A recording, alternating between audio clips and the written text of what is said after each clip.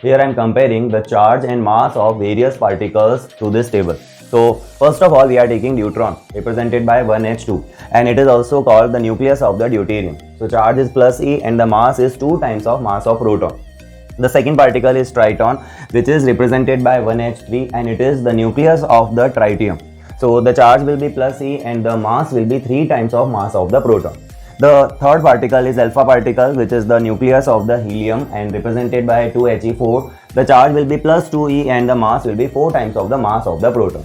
The next particle is the beta minus particle, which is like energetic electron. So the charge will be minus E and mass will be Me, mass of the electron.